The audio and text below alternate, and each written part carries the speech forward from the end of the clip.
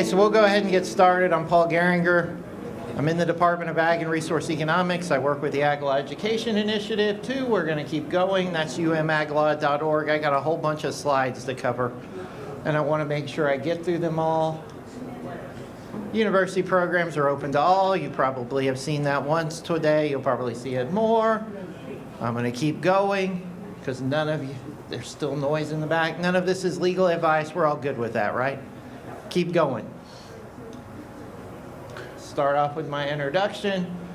So we're going to work through a number of cases. We're not going to do administrative law. I forgot to update this slide. I updated the important ones, but not the intro slide. We'll talk about dicamba usage, right to farm issues, and then a whole bunch of issues other people told me to talk about. And the whole stuff other people told me to talk about led to the issues today.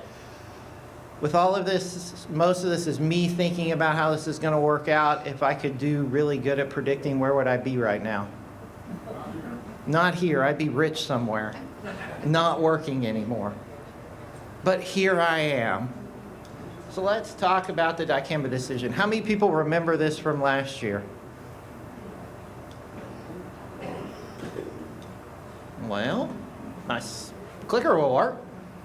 So to refresh your memory, for those of you that don't know, it was a little over a year ago, a federal district court in Arizona said EPA violated a whole bunch of federal laws when putting out the new dicamba products that were to be sprayed over the top. I put new use in quotes because I'll explain why I put new use in quotes, because this is not the first time EPA has screwed this up on the same products.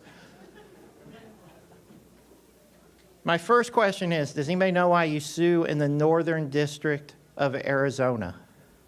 Every one of these litigations has taken place in the Northern District of Arizona.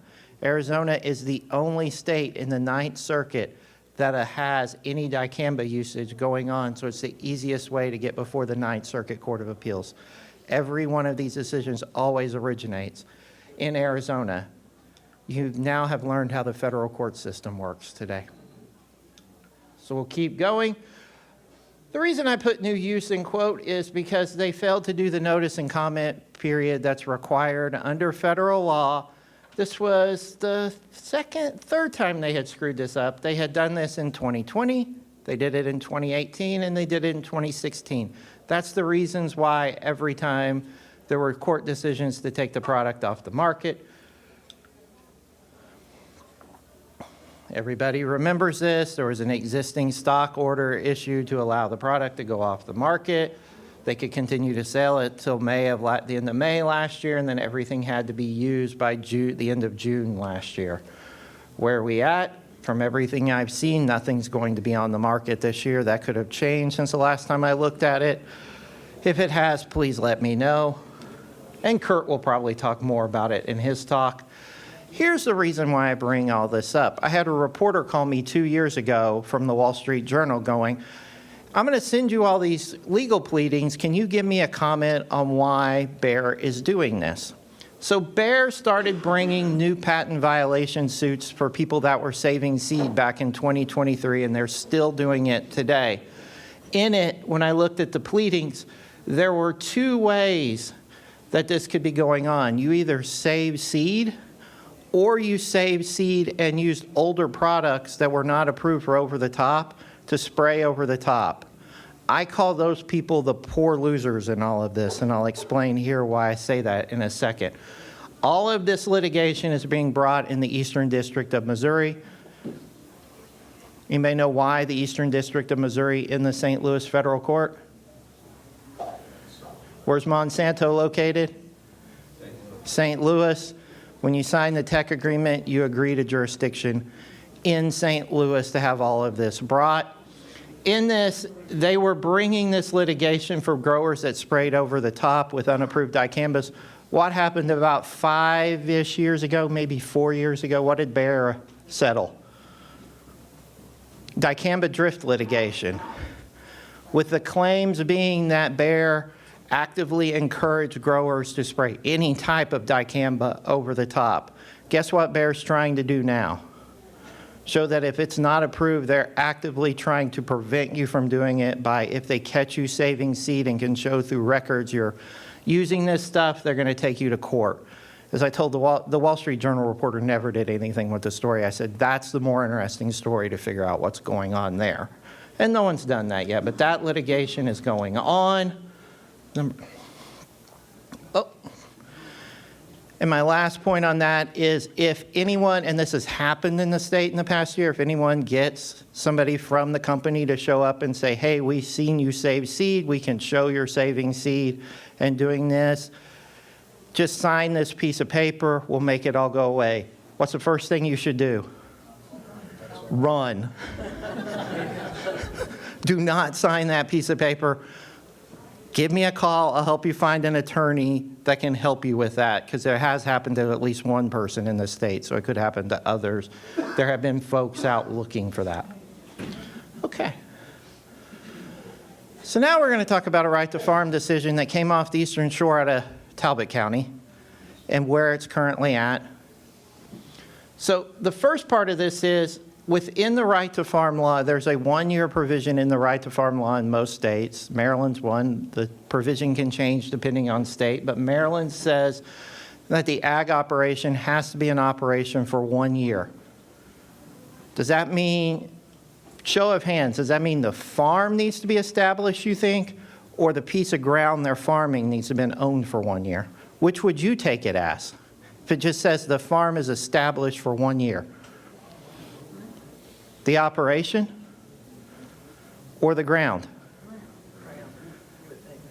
Most states go with the operation. Just when the operation started, that's the year we don't care about, because farmers take ground in, they let ground go, it switches over time. If we had to do that, you know how confusing that would be for courts? Pretty confusing, because we'd have to look at when land was bought or leased or sold and all that. So with this, we'll give the timeline of it. I gave the same slide last year. Nothing's changed in the timeline. So March 2020, we have the operator buy the farmland. Sometime in 2021, the operator switched from commercial fertilizers to basically a form of biosolids being put on the farmland. They switched the nutrient management plan within the farm. 2021, September, the neighbors start complaining. This leads to the case going before the Talbot County Ag Reconciliation Board.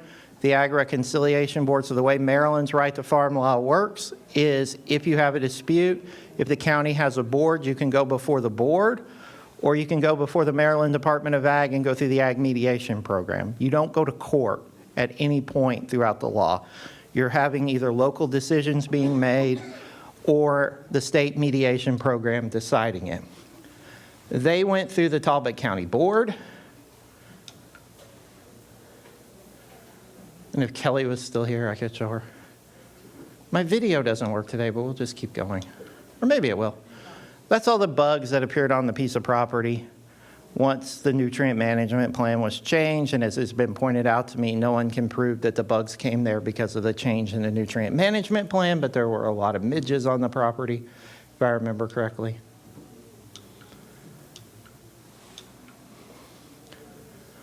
So, county board finds, right to farm law applies. Finds the farm's been in operation for 1 year.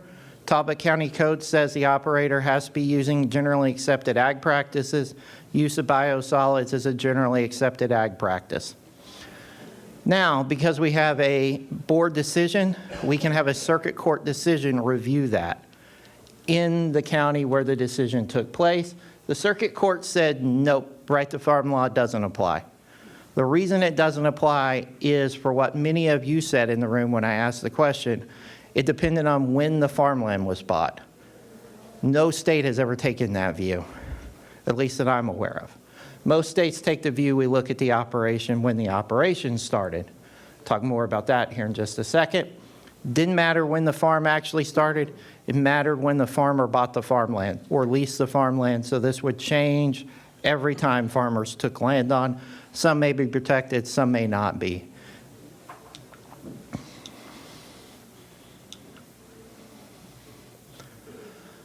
That was all appealed to the Appellate Court of Maryland. So first, the court looks at the 1998 amendments to the right to farm law. What happened in 1998 in the state? Water Quality Act. What did the Water Quality Act do? Made nutrient management mandatory. We had many farms that would be switching their operations to follow nutrient management now.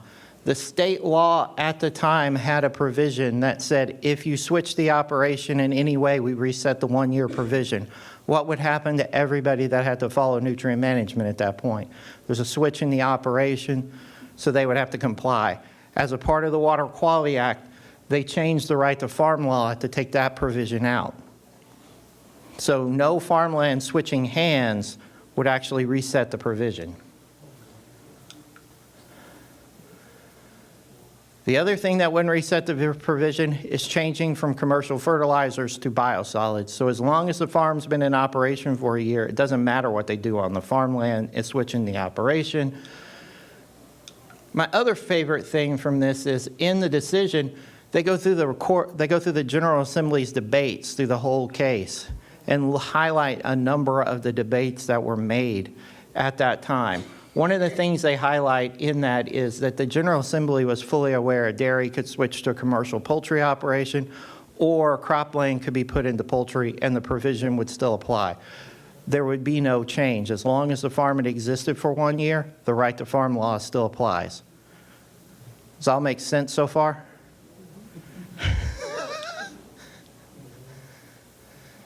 So finally, they go back and look at the board decision 2. They say the board found it. They found this is generally accepted.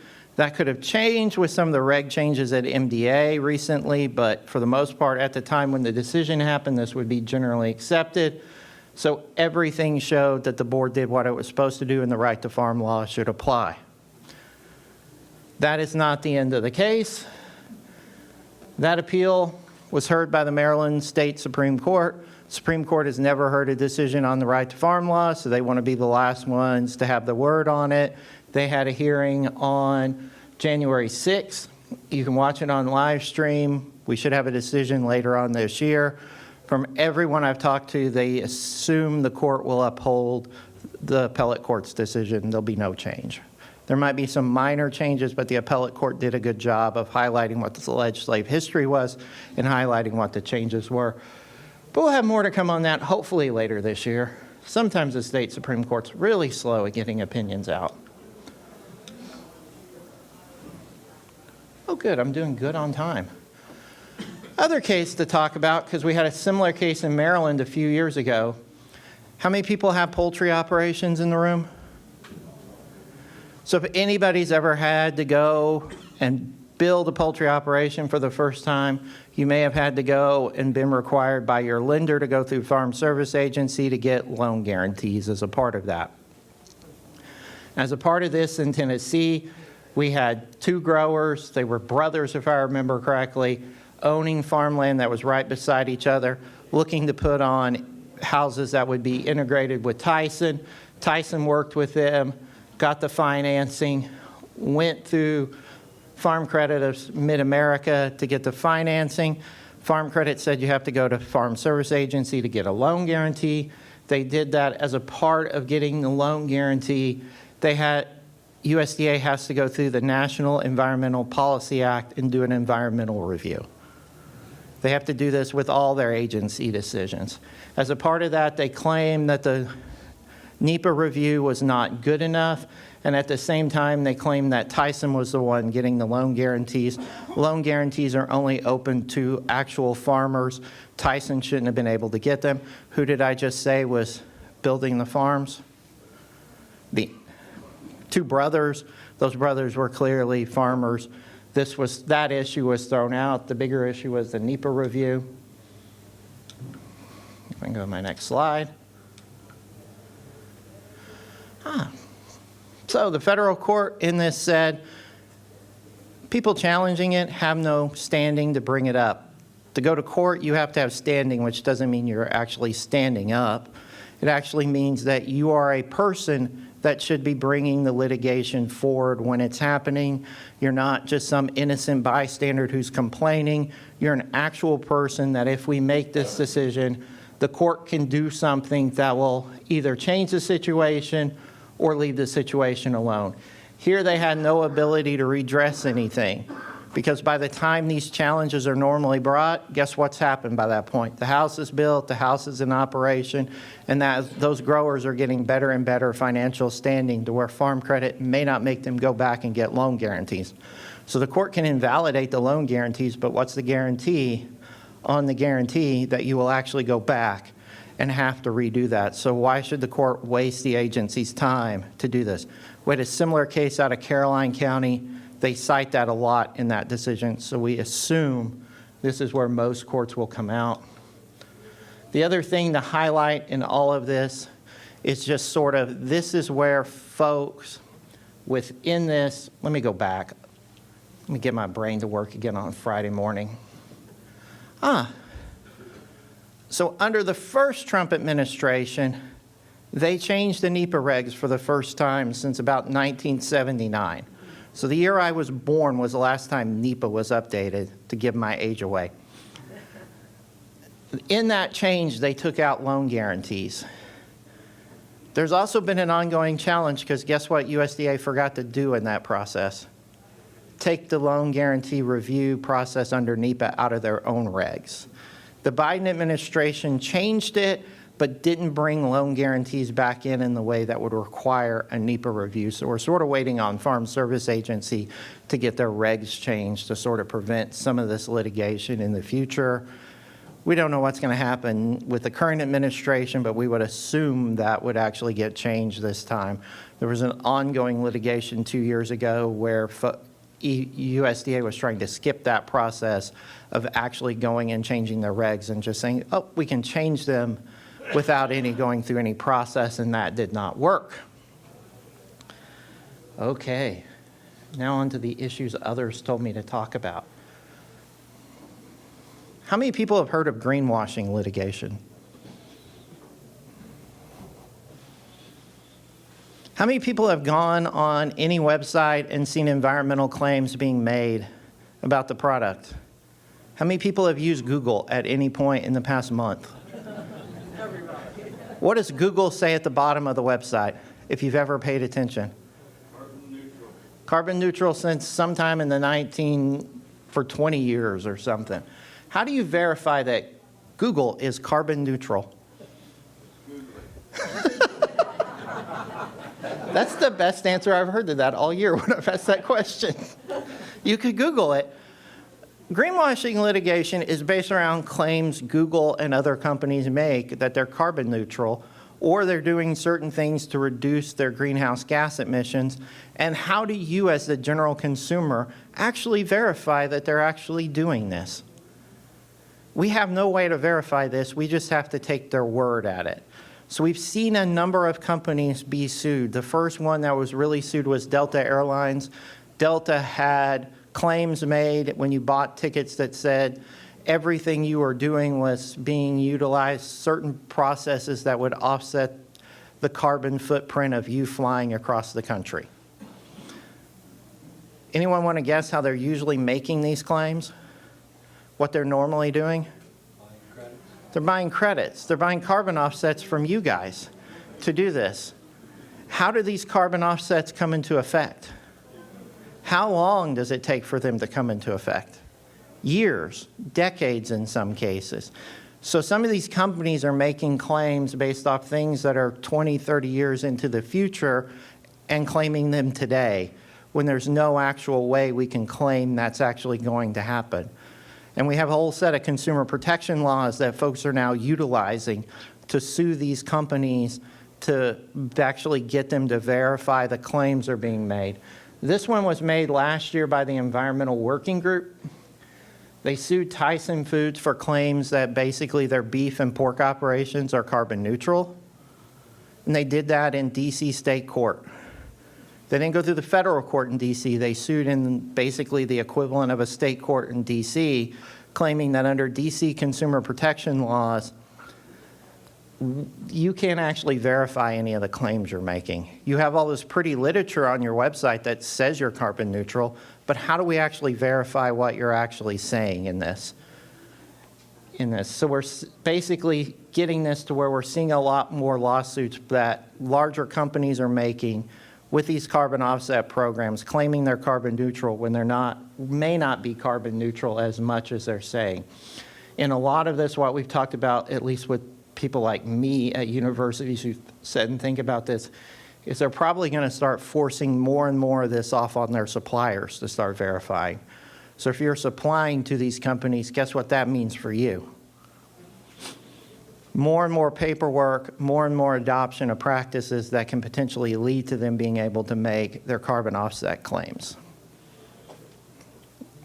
I don't know how any of that's going to play out, but we're already seeing that with Delta, where Delta has gone away from claiming they're carbon neutral by offsets and actually working with their suppliers to verify that they can verify all of this information. The other thing I put up there is California 2 years ago passed a climate disclosure law, which basically says if you're doing business in California as a business, you have to verify certain things and disclose certain things about your carbon footprint, other environmental issues. American Farm Bureau, and I believe the Pork Council is suing on this. I think it's AFBF, and Pork Council is suing on this, basically saying, again, with California's laws, it's going to force more and more on the out-of-state producers to actually have to go out and verify what they're doing. That's going to force many of you to potentially, if you're supplying to those companies, do more and more reporting for a California law that you're not actually voted for or did anything on. Any questions so far? Any more good news? I got more good news, Jenny. I just thought I'd take a break to let me not talk for a second. Probably doesn't impact that many folks in the room, but USDA finally got the final rules in place for electronic identification tags on cattle and bison that are being transported across state. There's a lot more rules associated with this, and if you want to talk on it later, we can talk on that. Efforts are underway to challenge the rule. I believe there's some that have talked about putting in new legislation in Congress that would actually repeal some of this and take it away. This has been like a ball that's gone back and forth for a number of years, but Congress, I think last year, allocated about $15 million to help producers be able to buy these electronic ear tags. At some point, we'll get to my next slide. How many people in the room have done beneficial ownership interest reporting? That's required under federal law now. If you have basically a state entity and you have control of the company or you're actively engaged in the company. So there's a few hands that have gone up. How many people have just put their head in the sand and forgotten about it? I wish this is a slide that has changed 3 times today. This slide, because I forgot to update it before I got it to, or I forgot to get it to Jenny yesterday and I forgot to update it. So currently, there was an injunction in place that was preventing any enforcement of the law. Last week, that injunction went away. And FinCEN, so basically, if you don't know what this law is, the law is designed that for any small business that's typically filed with the state, so partnerships, sole proprietorships aren't covered. Most LLCs and corporations would be covered. If you had to file paperwork with the state, we can talk about it at the end, where to go to look for this information and who all it applies to in the end. But this is all to help prevent financial crime. So the idea was, at least when Congress passed the law, that more and more small business entities are being used as shells for other criminal organizations. So this was a way for them to kind of keep track of who owns these companies, and if issues come up, then it makes it easier for them to be able to figure out who to go talk to and why the business entity is being used this way. As a part of this, they created this group called FinCEN, and I still can't remember what FinCEN stands for. I think it stands for Financial Crimes Enforcement Network, if I remember correctly, which is under the Department of Treasury. This group sets the deadlines for it, sets the rules. Currently within this, the new deadline is March 21st, but the information that came out yesterday that I got sent this morning is they're looking at how to extend this. So you would have, right now, sometime past March 21st, to get this information filed. You can work with your accountant to get this filed. It typically requires a copy of your driver's license, front and back, to get it done. That was announced on March 27th, but March 27th they announced they're going to extend that. I didn't see a deadline associated with it, so they're looking at currently how far to extend that to give folks time to do it. They currently will not enforce any of the penalties in this. There are high penalties if you don't get anything filed on time.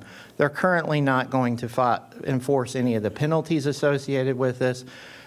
And the other bit of the news was FinCEN is actually looking at changing the regulations to reduce the regulatory burden. We don't know what that means yet. We're waiting to hear who are they going to take out? Are they just going to reduce the paperwork? What does that officially entail? Hopefully we will have more details coming up. I'm glad I didn't get any information put out on this week because it would all have to be updated. This was what I spent Christmas on, by the way. This started on December 23rd with injunctions being lifted. Then after Christmas, a federal appeals court put an injunction back in place. My Christmas with a group text was really fun because we were trying to figure out where we were at with the law. So while the rest of you were enjoying your families, we were all enjoying our families, but trying to figure out where we were at with this law. I don't think we actually know where we're at with this law just yet. There have also been pushes in Congress, but none with the current Congress to actually just do away with the law or remove certain business entities from it. So we don't know where we're at. If you have any questions and you're filing under it for the most part, if you're working with an accountant, they can help you file this. It's really easy to do. It takes 15 minutes. Then this one. We had this case out of the Supreme Court last year where we had two brothers who owned a plumbing company together, and as a part of their agreement, the two brothers came up with a great way if one of them passed away early. The company bought life insurance policies on both of them for the value of what their share in the business would be. When one of them passed away, the life insurance policy kicked in, and they paid the estate of the predeceasing brother off to buy out his shares of the company, and then the other brother would just continue the company. We see this used a lot with business entities as a way to buy partners out all the time. The Supreme Court ruled in a 9-0 decision that we actually have to count the value of that life insurance policy in the value of that brother's estate. Even though it's not owned by the brother, it's not held by the brother, it's held by a company he's a part of, we actually have to count that in the value of the estate. I'm a lawyer, not an accountant. I still don't understand how you could double value that because that's going to be used to buy the shares off. So that seems like it's double valuing and raising your estate to an extreme level. But hey, the Supreme Court all agreed. That's pretty rare. So they created confusion there as to where we have to go with some of this as to what's going to happen in the future. And I went too quick through some of the slides, so instead of 10 minutes, I ended up with 15 minutes for questions. Dicamba probably not on the market this year, but you probably already knew that. We've had a lot of right-to-farm decisions over the state. Maryland's just one. If I had thought about it, I put in the Kansas case that teaches you not to be the, since I'm going to be on TV, I can't use the word I want to use, but it starts with an A and ends with an O towards your neighbors. And basically, you know, just create consistent problems with them and spray hog waste on their house every day to where you create a problem with them to where a court really doesn't want to enforce the right to farm law against you. So there are those decisions. Most times, ag wins in these cases. The Kansas case, the farmer clearly lost for numerous reasons because of his own stupidity leading up to what all he did. And if you want to talk to me more about that, we can talk. Green marketing lawsuits are pretty much here to stay. There was one filed against Apple yesterday because they're making claims against their Apple Watch that they're carbon neutral in their processes of building them. We're going to keep seeing those stick around as long as companies continue to make environmental claims that people want to look at when they're buying products now. Most people, if you're doing cattle and transporting them across state lines for market, you're going to have to end up with electronic identification. At this point, I think you have to get your beneficial ownership interest reported. I clearly don't know at this point what's going on. They keep changing the deadline and keep extending it, but at this point, at some point, we're going to end up having to do that.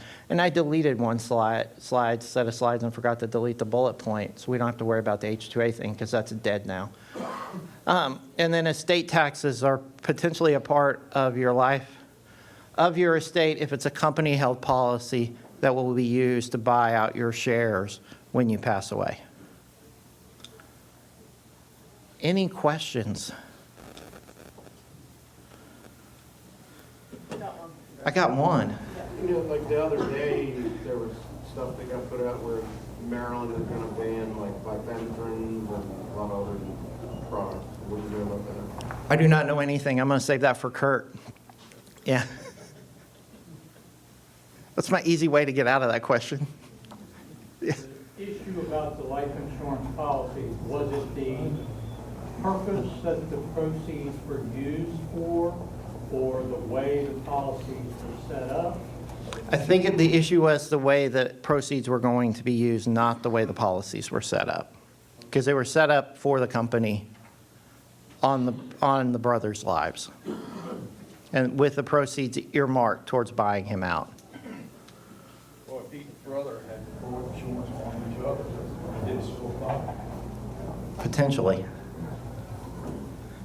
Maybe not in that case. I think it was because it was such a family-held corporation, that's why it started applying.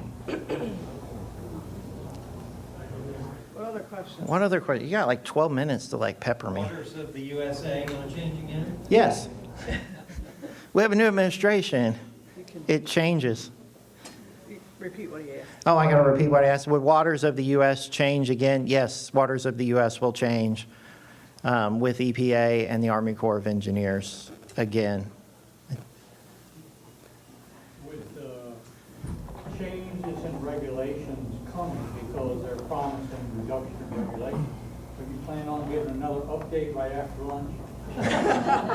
No, because I don't have good cell service here. I don't know what's going on most days in my own office, let alone. And one thing I'll say on waters of the U.S., we saw a court decision last year, and I can't remember the name of it now. It has a weird name and involves a shipping interest, that did away with the idea of how many people have ever heard of Chevron deference that we give to agencies? Few of you have. I was say many of you didn't have to go through law school and suffer through administrative law. But the idea was if the law didn't speak on it and the agency's interpretation was reasonable, we always deferred to the agency. They did away with that principle with the idea courts can also get involved. And I've listened to a number of lawyers talk on this, and one of the reasons why they think the court did that is courts are getting tired of, with each administration, so many regulations changing that no one can keep up and it's not consistent for folks to do, with the idea like courts would just prefer this stay consistent in some areas, with waters of the U.S. being one of the bigger ones, to where folks actually know when they're going to be regulated and when they're not going to be regulated.